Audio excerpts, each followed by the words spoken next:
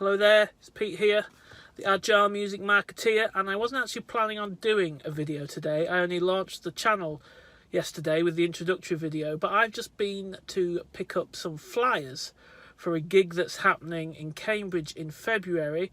For us, that's considered an out-of-town gig, and I thought that flyers and printed media for gig promotion, is it still a viable concept? And then that got me thinking about a great book called The Blue Ocean Strategy, which was written in 2004, and it's basically around how, as a business, if you're developing and launching products, you look to differentiate and create a market rather than battle in an existing very crowded market where it's very hard to differentiate, and it might end up being very hard for your message and product to get heard by customers who are being bombarded by similar products and similar propositions. And they call that a red ocean market because it's quite cutthroat, therefore the ocean turns red. And what you should look for is a blue ocean, i.e. create demand yourself, look for a market that isn't heavily densely populated with the competition, so it's easier to get your message out and easier to attract and engage your customers.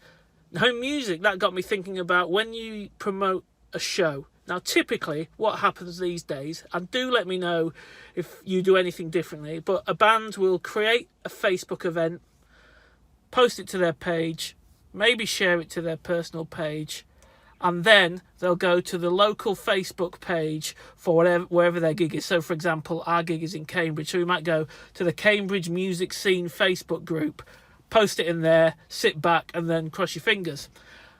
I'm sure you spent time in those local music Facebook group pages, and basically it's just full of bands going, we've got a show, we've got a show, we've got a show, please come to our show, we're putting on a show, then the venue, we're putting on the show. And if you look at the engagement on those posts, there hardly is any. There's about one or two comments or likes, nothing. It's a crowded red ocean space. Now, you by all means put a post in there, but don't let that be your whole live music promotion strategy. What you should start doing is thinking, well, what will be different? And what's different now is actually going back to some of the old school techniques. So, for example, our show is in Cambridge. So we're connected with the presenters of music shows on the local community radio stations in Cambridge. So we can go on there, get our music on there leading up to the gigs.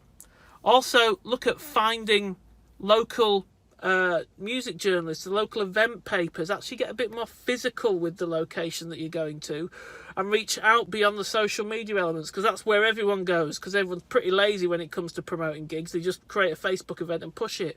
So actually look at the town and the location you're playing, look at the venue, actually sending them posters, sending them flyers. They may see that as, wow, the equivalent of receiving a letter. Who receives a letter these days? Everything's done over email.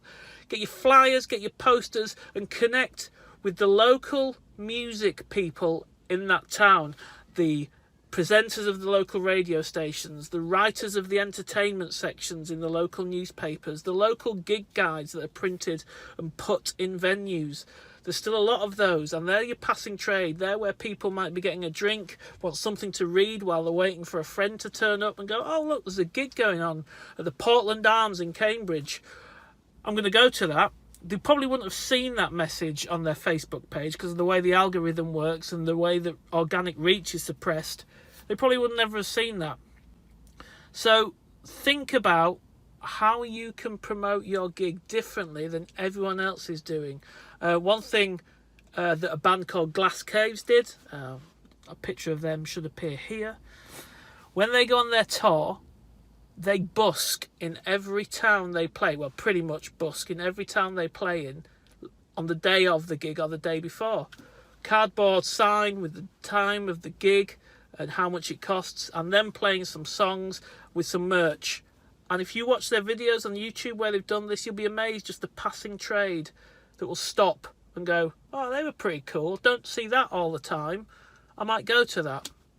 So there we go. That's it. Bit of a random video, wasn't planning on it. I'm not going to edit it. I'll listen back and hopefully the sound's okay, and I'll just upload it as is with a little bit of intro and outro. But please If you like this video, do subscribe, do click the notification bell. I'm really pleased with how day one of the channel has gone. I'm also over on Instagram, Agile Music Marketing 101, so please do give me a follow. All right, see you later.